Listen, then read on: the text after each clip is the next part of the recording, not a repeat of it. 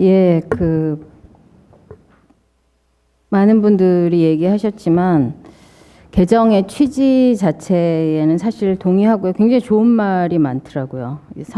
민주주의를 경제와 일터에서 하고 양극화 해결도 하고 그다음에 사회적으로 이제 대화를 하자 이런 내용이어서 굉장히 좋은데 이제 앞으로 구체적으로 정말 어떻게 운영되고 어떻게 역할을 할 수 있을까에 대한 의구심 이런 것들 저뿐만 아니라 모두 가질 거라고 생각을 합니다. 그래서 그 기사를 찾아보니까 한참을 논의했는데 명칭만 바꿨다 이런 게 있다가 이번에 이제 내용을 이제 그 합의를 해서 이런 내용이 제출된 거에 대해서는 굉장히 좋다고 생각을 하고요. 근데 이제 여기서 이제 제일 주된 과제가 결국은 양극화 및 불평등 체제 해소라는 과제가 실제로 이게 어떻게 기여할 수 있을 것인가라는 생각이 들었고, 사실 그 전에 보면은 이제 기울어진 운동장이라는 말을 많이 했는데, 기울어진 운동장 맨 위에 있는 이제 대기업을 대표하시는 분들과 또 정규직 중심을 대표하시는 분들, 정부, 그리고 이제 50대 남성들이 이제 그 한쪽에 있는 것이 언제나 그 노사정위원회의 이미지였다라는 생각이 들거든요. 근데 이제 이런 것들을 이제 바꾸어 보겠다라는 걸 천명했다라는 점에선 되게 좋다고 생각하고, 또한 이제 그동안 다루어졌던 의제도 항상 우리라고 얘기하면 뭐하지만 나머지의 관심과 동떨어진 거였었거든요. 제가 이제 재작년인가에 노사정위원회 무슨 약간 확대 회의를 한번 갔었는데 주요 주제가 임금 피크제더라고요. 정년을 늘리는데 임금 피크제. 그래서 아니, 그래서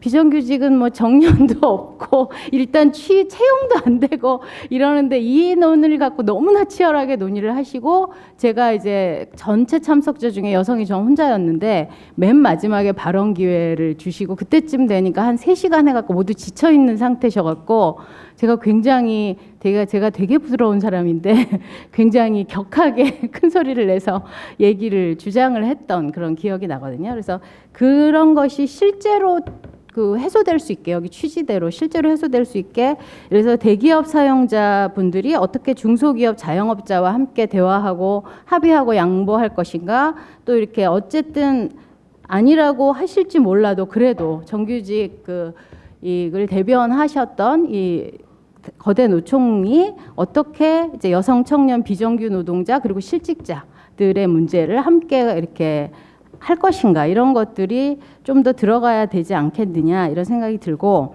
또 이제 그런 점에서 결국은 이제 복지제도가 이 전체적인 노동자와 힘든 사람들에게 이제 가장 영향을 미친다는 점에서 이제 복지에 대한 내용이 들어가 있다라는 것이 되게 바람직하다는 생각이 듭니다. 그리고 이제 주체를 넓히는 것이 또 여기에 계속 핵심적인 건데요. 제가 이제 여성 쪽이니까 일단 그동안 항상 여성 노동 대표가 어느 쪽에도 없는 거를 지적을 해왔거든요. 그리고 할당제도 없었고, 그래서 일자리위원회도 가서 그 지적을 했더니 각급 대표자들로 일단 다 구성이 되고 대표자가 아닌 나머지 분들을 갖고 할당을 한다 하더라고요. 그래서 할당제를 어기지 않았다 이렇게 얘기를 하시는데, 그건 사실 말도 안 되는 얘기라고 생각을 하거든요. 그래서 그런 부분들이 있고, 사실은 이제 사회적 대화기구인데 그동안은 대화에 저희가 상대가 한 번도 아니었어요. 아까 이제 한국노총에서 여기 나오신 토론자가 이런 우리끼리 다 얘기한 건데 왜 하지? 이렇게 말씀하셨는데, 저는 한 번도 참석한 적도 없고 들어본 적도 없고 신문 기사를 통해서만 들었거든요. 근데 이제 그런 부분들을 이제 바꾸어야 하고, 이거는 이제 마인드 자체도 바꿔야 되는데 구조만이 아니라 이런 생각이 좀 들고, 그런 점에서 여기 참석하게 되는 이렇게 다양한 목소리가 정말 자신의 다른 목소리를 낼 수 있는 사람들로 선정되고 그게 보장돼야 된다고 생각합니다.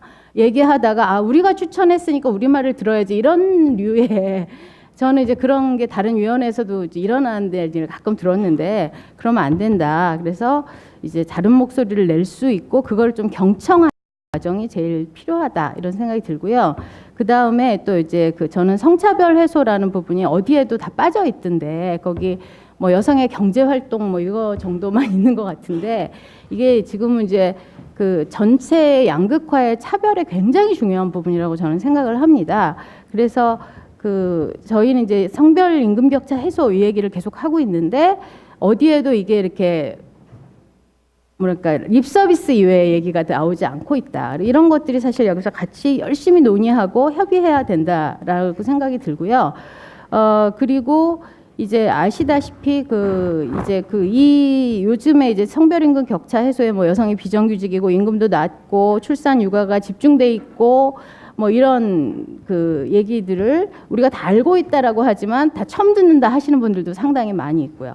그다음에 또 하나 지금 채용 차별 문제가 되게 심각하고 있습니다. 그러니까 뭐 은행권에서 지금 이제 여성을 적게 뽑으려고 남성을 많이 뽑으려고 점수를 48점을 뭐 차이가 나게 뽑는 이런 일이 일어나서 어저께도 이제 결국은 캠페인을 하러 갔었는데 근데 노동부 장관은 이건 관례니까 어쩔 수 없다. 뭐 이렇게 얘기를 해서 전수조사를 지금 거부하신 상태이고 그다음에 오늘도 보니까 기아자동차에서 비정규직 정규직화를 했는데 여성은 한 사람도 안 되고 뭐 이런 것들이 지금 일어나고 있는 일인데 이런 것들을 좀 이렇게 함께 의논하고 이 대책을 함께 고민하고 이걸 개별 기업에게만 내지는 뭐 거기 노동자들이 열심히 조직돼서 자기 문제를 해결해라 이런 무책임한 말 말고 이런 것들을 오히려 논의하고 함께 할 수 있어야 된다 이런 생각이 사실 들고요. 그리고 아까 이제 토론에서 말씀하신 것 중에서 이제 박규천 교수님이 얘기하신 교섭창구 단일화에 대한 얘기 저 계속 주장하고 있거든요.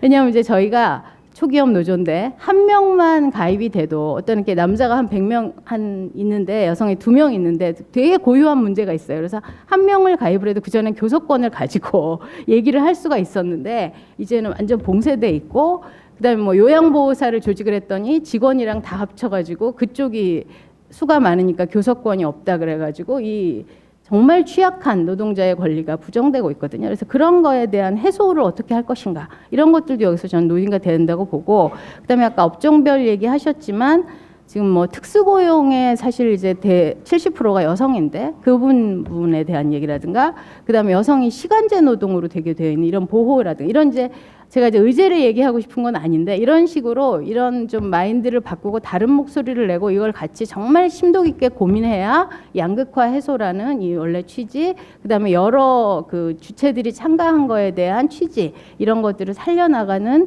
그 사회적 대화가 될 거라고 보고 저는 이제 우리나라는 이제 되게 시급하다 그걸 다 아셨으니까 정치권에서 법 발의하셨다고 생각하고요. 바로 이게 시급한 때가 되었다고 생각하고 이제 함께 노력하고 함께 대화해서 잘 해결하는 이런 게 됐으면 좋겠습니다. 감사합니다. 네.